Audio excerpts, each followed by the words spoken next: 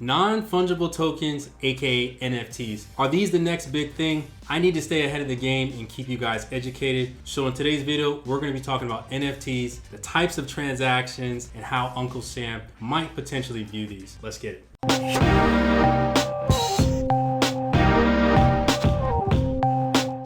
What's going on, everybody? Brian Rivera, CPA, and I wanted to welcome you back to the channel. So on this channel, I typically talk about personal finance, entrepreneurship, and investing. So if this is your first time, don't forget to hit that subscribe button. So because NFTs are so new, many people may think that these types of transactions might be flying under the radar and that Uncle Sam is not up to speed. But be careful who you get your information from, because there is nothing new under the sun. So let's get some definitions out of the way and what exactly are NFTs. So the word non-fungible essentially means unique, meaning that it is one of a kind and it cannot be replaced. For example, Bitcoin is fungible, meaning you could sell it and rebuy it and you got the exact same thing, which is a Bitcoin. So Bitcoin is fungible. Now, a one-of-a-kind trading card is non-fungible. So when I was a kid, one of my favorite pastimes was I used to like to collect basketball cards. So I got a ton of Michael Jordan cards, probably well over 100. I got a ton of rookie cards. And recently I came across some of my Kobe Bryant rookie cards, and I was actually looking at the values and to see that they have absolutely skyrocketed since the time I bought them for less than $1. Now, if I traded one of my Kobe Bryant rookie cards for a LeBron James rookie card, well, those are considered non-fungible, meaning I do not have the same item and they are unique and distinct. So NFTs can be really anything that is digital. So they could be tweets, they could be drawings, artwork, NBA moments, news articles. I mean, there's a ton of things that are now popping up to become NFTs. So most recently, the artist Beeple just sold an NFT for $69 million. So it's one of a kind artwork. Jack Dorsey, who is the creator of Twitter, sold his very first tweet for about $2.9 million. And so that first tweet was March 21st, 2006. The good thing is he took all of the proceeds and donated that right back to charity. And then New York Times actually sold their first article for almost $500,000.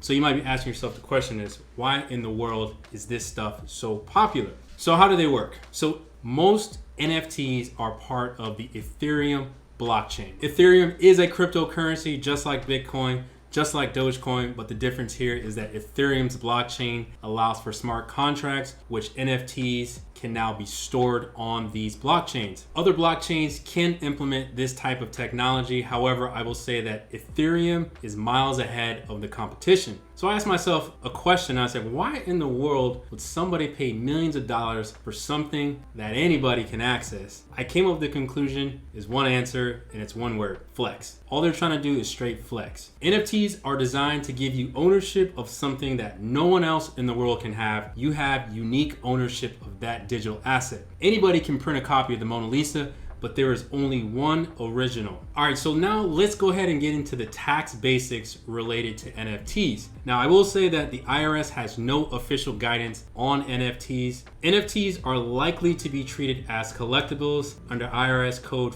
408M2. Although NFTs are not specifically identified, any work of art is considered a collectible. Now, the taxation of NFTs will greatly depend upon how you interact with them. There can be two main ways that NFTs are going to be taxed, and that's going to be dependent upon how you participate in the market. One is you're a creator. That means you are creating digital artwork to sell in the marketplace. And number two is you are an investor and you are investing in these collectibles. Like I said earlier, creators are artists who create NFTs, and they offer them for sale in the marketplaces like Super Rare and Nifty Gateway. Let's say Brian created an NFT art and sold for 2 Ethereum valued at $2,000. Me as the creator, I would report $2,000 as ordinary income on my taxes. This income will also be subject to self-employment tax. It is considered business income. Now, if this is considered my trader business, I could also deduct ordinary and necessary business expenses to offset the income. All right, so investors buy and sell NFTs for speculation. So this is very similar to how cryptocurrencies are taxed. Purchasing an NFT using something like Ethereum triggers a taxable event because you are disposing of a cryptocurrency which is treated as property. So I've got a whole video on the taxation of cryptocurrencies. I'm going to link that above, but at a very high level, the IRS treats cryptocurrencies as property. Now let's just say Brian purchased an NFT valued at $2,000, which is one Ethereum, on January 1st, 2021. To make the purchase, he used one Ethereum that he purchased at $200 years ago. When he purchases the NFT in January, he would incur a long-term capital gains of $1,800 because I'm effectively closing out the original purchase at $2,000. This is considered long-term because of my holding period, which is subject to either 0, 15, or 20% long-term capital gains depending on my ordinary income tax bracket. The cost basis of the NFT that I just purchased is now $2,000. Now let's just say later I sold this NFT for $10,000. Let's just say I sold it 2 months later. I would have a short-term capital gain of $8,000 subject to ordinary income tax.